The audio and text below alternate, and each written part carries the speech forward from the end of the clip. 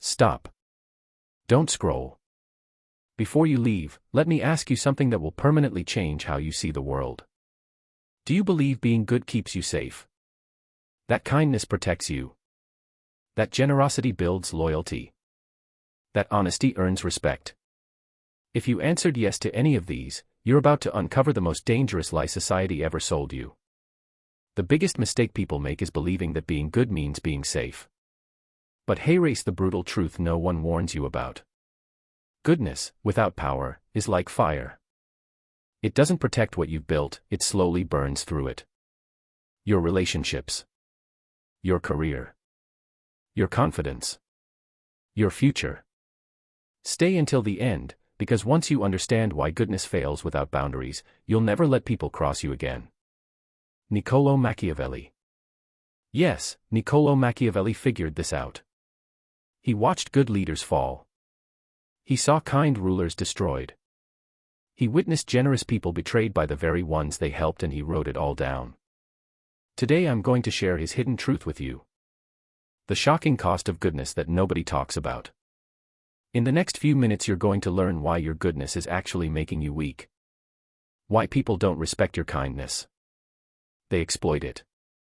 And most importantly, how to transform goodness from your greatest weakness into your most powerful weapon. But first, let me be clear about something. I'm not telling you to become evil. I'm not asking you to hurt people. What I'm showing you is how to be good strategically, not blindly. Because the reality is, in a world full of wolves, being a sheep gets you eaten alive. Now I want you to drop this affirmation in the comments. I choose strategic goodness. From today everything changes. You will no longer use goodness blindly. You will use it strategically. In this video we'll uncover why goodness doesn't always protect you. In fact, it often destroys you. And we'll see exactly how to transform it into a source of real power. Let's start with the first shocking truth. Number 1, goodness as exposure. Think about the kindest person you know. Now, think about this.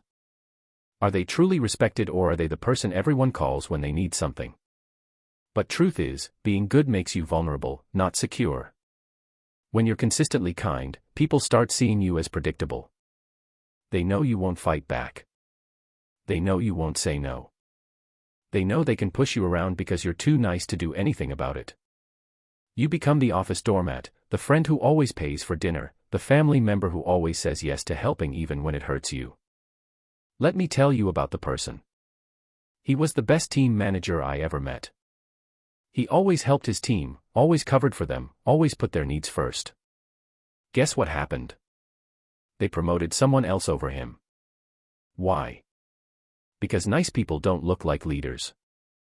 They look like servants. People don't respect your goodness.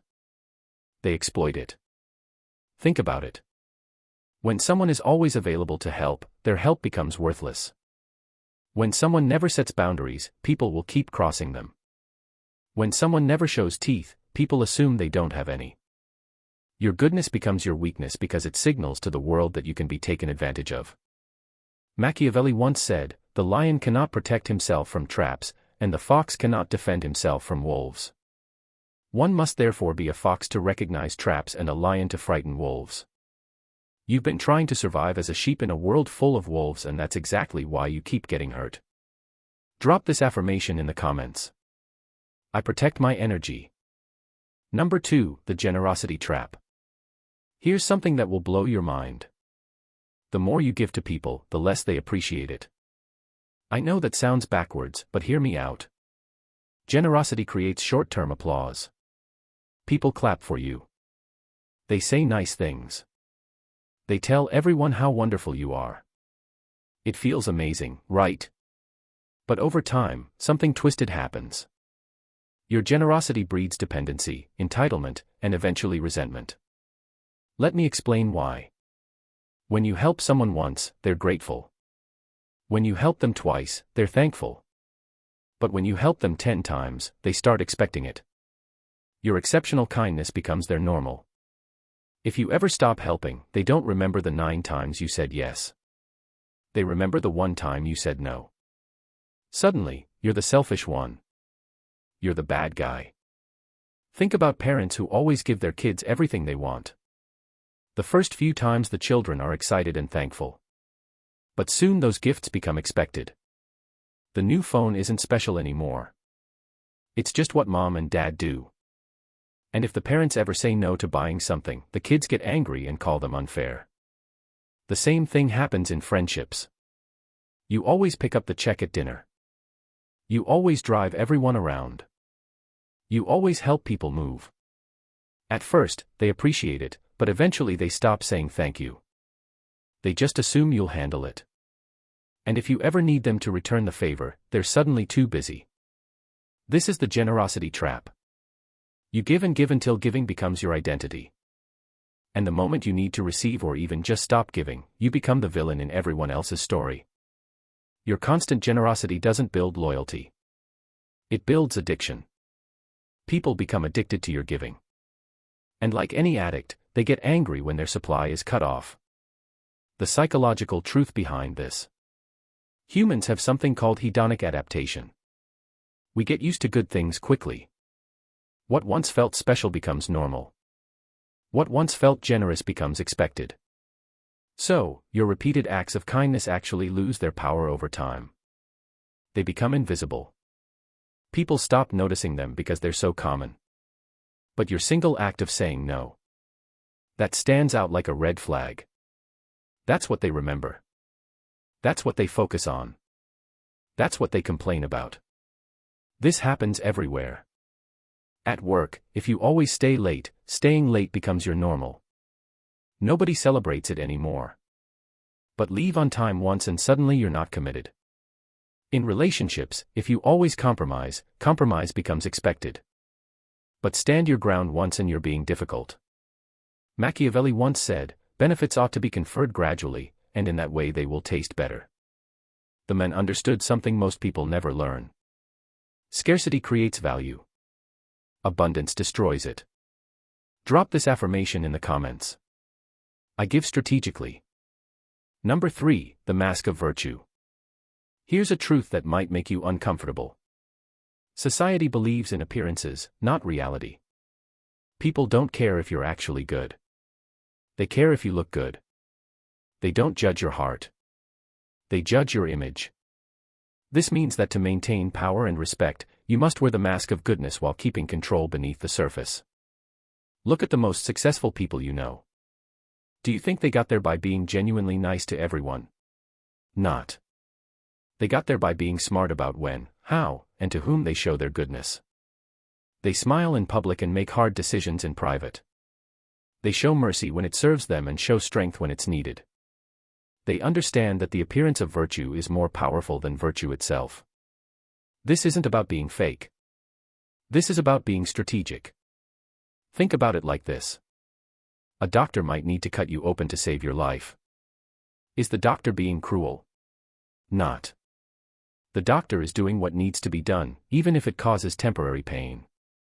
Real leaders understand that sometimes being truly good means looking temporarily bad. Sometimes helping someone means saying no to them. Sometimes protecting your team means making unpopular decisions. The mask of virtue isn't about deception. It's about timing.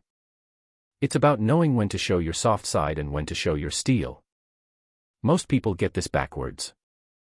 They show their weakness to enemies and their strength to friends. Smart people do the opposite. Machiavelli once said, everyone sees what you appear to be.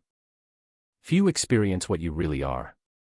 He understood that perception shapes reality. If people perceive you as weak, you become weak. If they perceive you as strong, you become strong. I want you to drop this affirmation in the comments. I control my image. Number 4, the economics of power. Every single thing you do has a cost. Every favor you grant. Every time you say yes when you want to say no, every moment you spend helping others instead of building yourself. Most good people never think about this. They give and give until they have nothing left. Then they wonder why they feel exhausted, resentful, and taken advantage of. Here's what you need to understand. Your time, energy, and resources are finite. When you spend them on others, you have less for yourself. This isn't selfish to acknowledge. It's mathematical. Unlimited kindness drains your strength. And when you're drained, you can't help anyone, including yourself. Think about airplane safety instructions. They tell you to put your oxygen mask on first, then help others. Why? Because if you pass out trying to help someone else first, now 2 people need rescuing instead of 1. Life works the same way. If you exhaust yourself helping others, you become someone who needs help. Now you're a burden instead of an asset. Smart people understand that to survive and thrive, resources and energy must be guarded carefully. This doesn't make you mean. It makes you sustainable. I learned this lesson the hard way. For years, I said yes to everyone. Every request, every favor, every quick question that turned into hours of work. I thought I was being good. But you know what happened? I started resenting people. I felt angry and bitter. My own project suffered. My own dreams got delayed. And ironically, I became less able to help the people who truly needed it. That's when I realized something crucial. Saying yes to everyone means saying no to yourself. And when you abandon yourself, you eventually abandon everyone else, too. The most generous people in history weren't the ones who said yes to everything. They were the ones who said no to most things so they could say yes to the right things in a big way. Machiavelli once said, "He who wishes to be obeyed must know how to command." You cannot command others if you cannot command your own time, energy, and resources. You cannot lead others if you cannot lead yourself. Now, I want you to drop this affirmation in the comments. I protect my resources. Number 5, strategic use of virtue. I'm not telling you to become heartless. I'm not saying mercy, honesty, and generosity should be thrown away. What I'm saying is this. These virtues must be used like weapons precisely at the right time for maximum effect. A sword sitting on a shelf doesn't protect anyone. But a sword in the hands of a skilled warrior at the right moment can save a kingdom. Your goodness should work the same way. When you help someone, it should be intentional. When you show mercy, it should be strategic. When you're generous, it should create the outcome you want. Let me give you an example. Instead of helping everyone a little bit, help the right people a lot. Instead of being nice to everyone, be exceptionally kind to those who matter. Instead of saying yes to everything, say yes powerfully to the things that align with your goals. This approach does 3 things. First, your help becomes more valuable because it's scarce. Second, you actually create bigger positive impacts because you're focused. Third, people respect you more because you're selective. Think about the most respected leaders in history. Martin Luther King Jr. wasn't gentle with injustice. He confronted it powerfully. Mother Teresa didn't help everyone in the world. She focused intensely on the poorest of the poor. They were all good people, but they were strategically good. They used their virtue as a tool to create change, not as a way to be liked by everyone. How you do this in real life? Before you say yes to any request, ask yourself 3 questions. Does this align with my values and goals? Can I do this without depleting myself? Will this person appreciate and respect what I'm doing? If the answer to any of these is no, you don't just say no. You say no kindly but firmly. When you do say yes, you do it fully. You give your best effort. You create real value.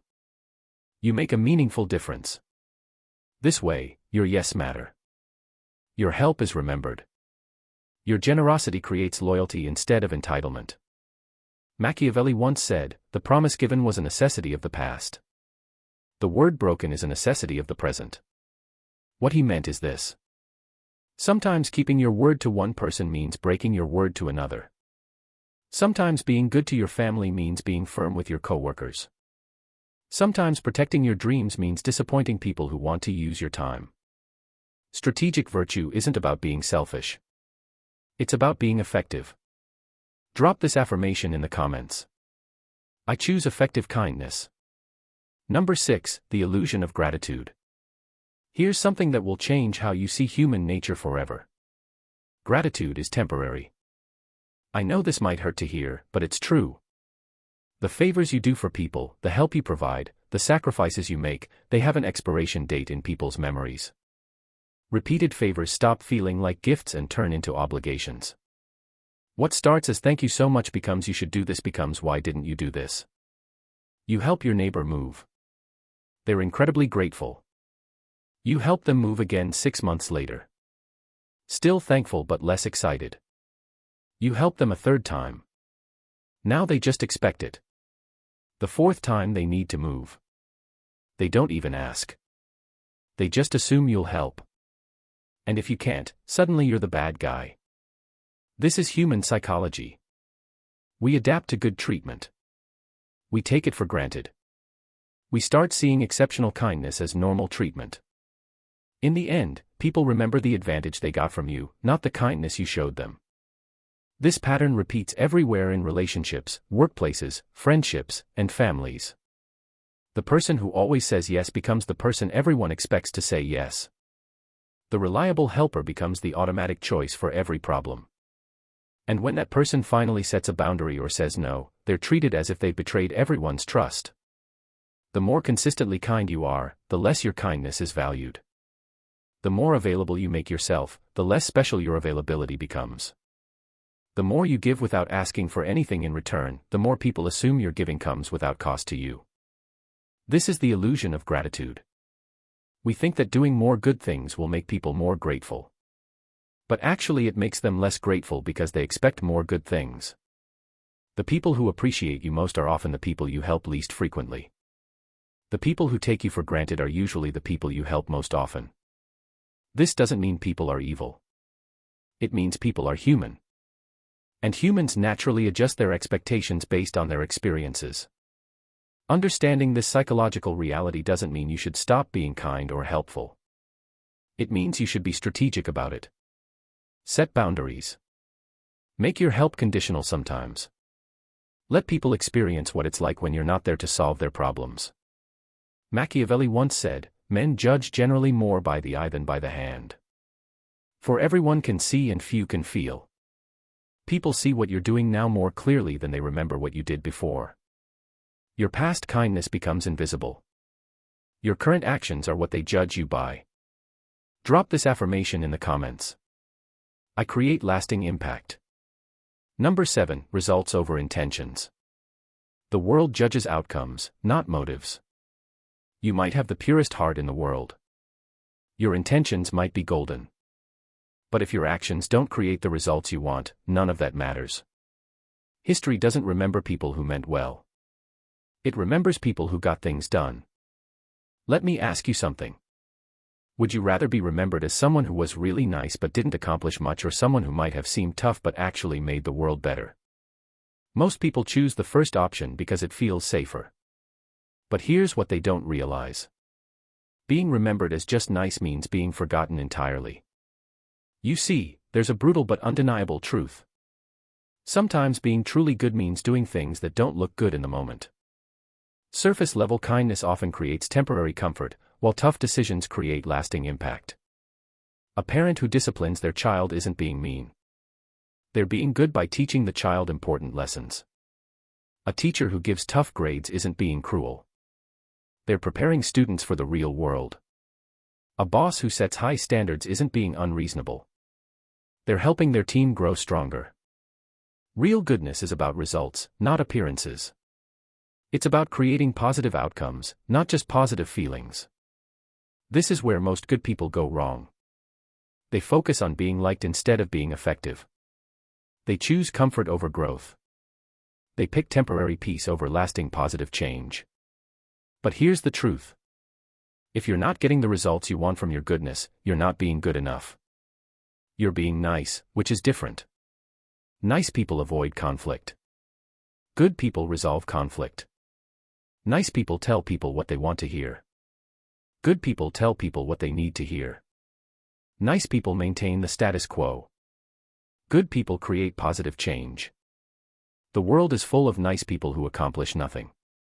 What the world needs more of is good people who get results. Machiavelli once said, "The end justifies the means." Now, this doesn't mean you should do evil things to achieve good outcomes.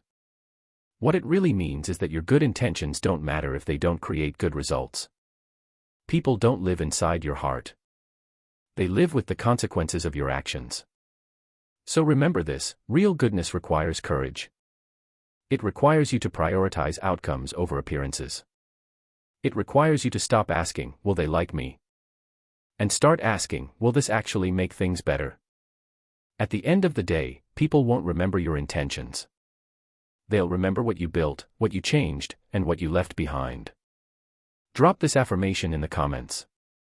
I focus on outcomes. Number 8, legacy and survival. Let's talk about what really matters, how you'll be remembered, and what you'll leave behind. History doesn't honor the merely good. It honors those who survived, endured, and turned their outcomes into greatness. Think about this for a moment. Can you name 5 nice people from history? Probably not.